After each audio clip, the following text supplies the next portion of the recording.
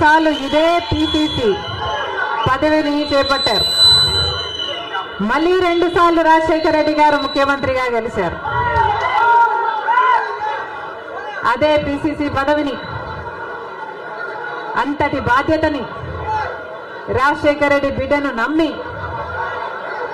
YS షర్మిలకు Congress party, Sonia Gandhi గారు, రాహుల్ గాంధీ గారు, ఖార్గే గారు, కాంగ్రెస్ పార్టీ పెద్దలందరూ నన్ను నమ్మి ఈ బాధ్యతనివ్వడం రాజశేఖర రెడ్డి బిడ్డకు గర్వకారణం. చేతులు జోడించి ఇంత బాధ్యతను, ఇంత నమ్మకాన్ని నా మీద ఉంచినందుకు మరొక్కసారి కృతజ్ఞతలు చెప్పుకుంటుంది రాజశేఖర రెడ్డి బిడ్డ. ఆంధ్ర రాష్ట్రానికి చెందిన ఇంతమంది నాయకులు, ఆంధ్ర రాష్ట్రానికి చెందిన ఇంతమంది కాంగ్రెస్ నాయకులు, కాంగ్రెస్ నమ్మకస్తులు,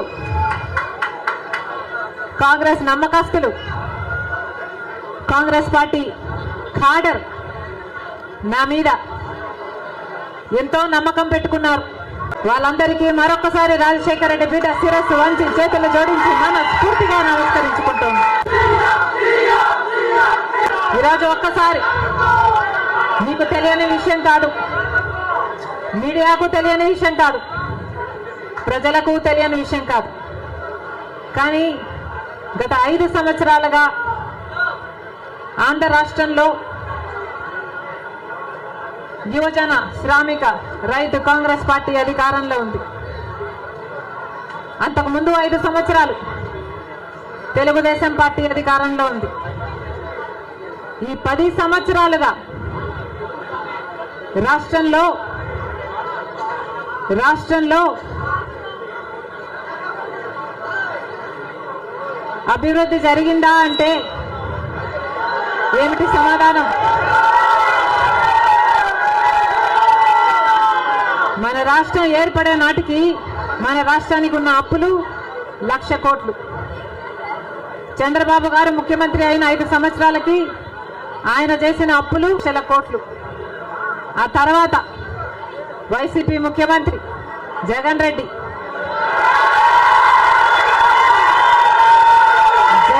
గారు చేసిన అప్పులు 3,00,000 కోట్లకు పైన. మొత్తంగా ఈరోజు అప్పులు 6.5 లక్షల కోట్లు. రాష్ట్రానికి చెందిన అప్పులు, కార్పొరేషన్లకు చెందిన లోన్లు చెల్లించాల్సినవన్నీ కలుపుకుంటే 10 లక్షల కోట్ల అప్పుల భారం ఆంధ్ర రాష్ట్రం మీద ఉంది. మరి ఇంత అప్పులు చేశారే, ఇన్ని డబ్బులు తెచ్చారే, మరి రాష్ట్రంలో ఏదైనా అభివృద్ధి జరిగిందా అని భూతద్దం పెట్టి చూసినా ఎక్కడా కనిపించదు. రాజధాని ఉందా? రాజధాని కట్టగలిగారా? రాజధాని కట్టడానికి డబ్బులు లేవు, ఎక్కడా లేదు, కనిపించదు. 10 సంవత్సరాలలో కనీసం 10 కొత్త పెద్ద పరిశ్రమలైనా వచ్చినాయా? రాలేదు. పరిశ్రమలు వస్తే మన బిడ్డలకు ఉద్యోగాలు వచ్చేవి. వచ్చినాయా మన బిడ్డలకు ఉద్యోగాలు? రాలేదు. కనీసం రోడ్లు వేసుకోవడానికి కూడా డబ్బులు లేవు ఆంధ్ర రాష్ట్రంలో. కనీసం ప్రభుత్వ ఉద్యోగస్తులకు జీతాలైనా సమయానికి ఇస్తున్నారా? దానికైనా డబ్బులున్నాయా? దానికి కూడా డబ్బులు లేవు. దేనికి డబ్బులు లేవు. అభివృద్ధి జరగలేదు, కానీ దళితుల మీద జరిగే దాడులు మాత్రం 100కు 100% పెరిగాయి. జగన్ రెడ్డి గారు ప్రతిపక్ష నాయకుడిగా ఉన్నంత కాలం స్పెషల్ స్టేటస్ మనకు రావాలి అని ప్రతిరోజు కొట్లాడాడు. నిరాహార దీక్షలు కూడా చేశారు. ప్రతిపక్షంలో ఉండంగా ఏమా ప్రభుత్వం వాళ్ళు ఎవరైనా ఉన్నారు ఇక్కడ? ప్రతిపక్షంలో ఉండంగా జగన్ రెడ్డి గారు చెప్పిన మాట, మేము అవిశ్వాస తీర్మానం ప్రవేశపెడతాము, తెలుగుదేశం పార్టీ ఎంపీలు అందరూ కూడా మద్దతు ఇవ్వండి, మూకుమ్మడి రాజీనామాలు చేస్తే స్పెషల్ స్టేటస్ ఎందుకు రాదో చూస్తారన్నాడు జగన్ రెడ్డి.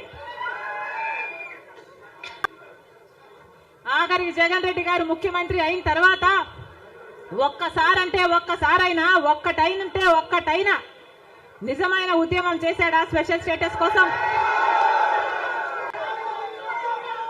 స్వలాభం కోసం రాష్ట్ర ప్రయోజనాలను తాకట్టు పెట్టింది వైసీపీ. ఈ రోజు మనకు స్పెషల్ స్టేటస్ లేదు కదా, కనీసం ఒక ప్యాకేజ్ కూడా లేదు. ముమ్మాటికి చంద్రబాబు గారిది, ముమ్మాటికి జగన్ రెడ్డి గారిది. స్వలాభం కోసం ఇద్దరు ప్రజల ప్రయోజనాలను తాకట్టు పెట్టారు. టీడీపీ అంతే, వైసీపీ అంతే, దొందే. అమరావతి రాజధాని అమరావతి అన్నాడు చంద్రబాబు గారు. సింగపూర్ను చేస్తానన్నాడు.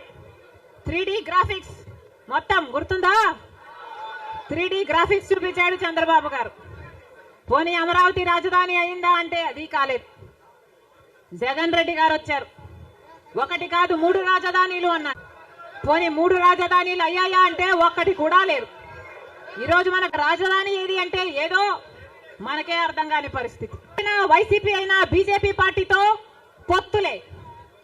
అది ప్రత్యక్షంగా గాని పరోక్షంగా గాని టీడీపీకి వైసీపీకి పొత్తు ఉంది అన్నది నిజం. లేకపోతే 5 సంవత్సరాలలో కనీసం ఒక్కసారైనా బీజేపీ పార్టీని వ్యతిరేకించాయా టీడీపీ పార్టీ అయినా వైసీపీ పార్టీ అయినా? ఒక్క అంశంలో కూడా నిలదీయలేదు. ఎక్కడ ఏ అవసరం ఉన్నా టీడీపీ పార్టీ అయినా బీజేపీకి సపోర్ట్ చేస్తుంది, వైసీపీ పార్టీ అయినా బీజేపీకే సపోర్ట్ చేస్తుంది. మన రాష్ట్రానికి ఏం చేసింది బీజేపీ పార్టీ అని మీరు సపోర్ట్ చేస్తున్నారో టీడీపీ వైసీపీ సమాధానం చెప్పాలి. మనకు స్పెషల్ స్టేటస్ ఇచ్చుంటే మీరు సపోర్ట్ చేయండి, ప్రజలు కూడా సపోర్ట్ చేస్తారు. మనకు పోలవరం జాతీయ ప్రాజెక్టు చేసి 90% నిధులు ఇస్తామన్న మాట నిలబెట్టుకుని ఉంటే మీరు బీజేపీ పార్టీకి సపోర్ట్ చేయండి, ప్రజలు కూడా హర్షిస్తారు.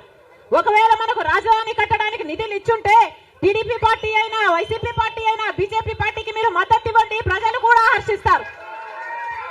2 కోట్ల ఉద్యోగాలలో మన బిడ్డలకు ఉద్యోగాలు ఇవ్వలేదు, మన రైతుల్ని పట్టించుకోలేదు, మనకు స్పెషల్ స్టేటస్ లేదు. మనకు ఏ మాత్రం పట్టించుకోని పార్టీకి వైసీపీ అయినా టీడీపీ పార్టీ అయినా ఎందుకు మద్దతు ఇస్తున్నారో ప్రజలకు సమాధానం చెప్పాలి. పార్టీ జగన్ రెడ్డి గారు చంద్రబాబు గారు సమాధానం చెప్పాలి, ప్రజలకు సమాధానం చెప్పాలి. మళ్ళీ పార్టీకి టీడీపీ పార్టీకి వైసీపీ పార్టీకి పొత్తులు ఉన్నాయి. అవి మన కణాలు కాంగ్రెస్ పార్టీయే, రాజశేఖర రెడ్డి గారి ఊపిరి కూడా కాంగ్రెస్ పార్టీ. మళ్ళీ చెప్తున్నాం రాజశేఖర రెడ్డి గారిని ప్రేమించే నాయకులైనా రాజశేఖర రెడ్డి గారిని ప్రేమించే ప్రజలైనా రాజశేఖర రెడ్డి గారి ఆశయాల కోసం నిలబడదాం. మళ్ళీ రాజశేఖర రెడ్డి గారి ఆశయాలను సిద్ధింపచేద్దాం. నేను రెడీ. మీరు రెడీయా? జోహార్ వైఎస్ఆర్. రాహుల్ గాంధీ నాయకత్వం వర్ధిల్లాలి.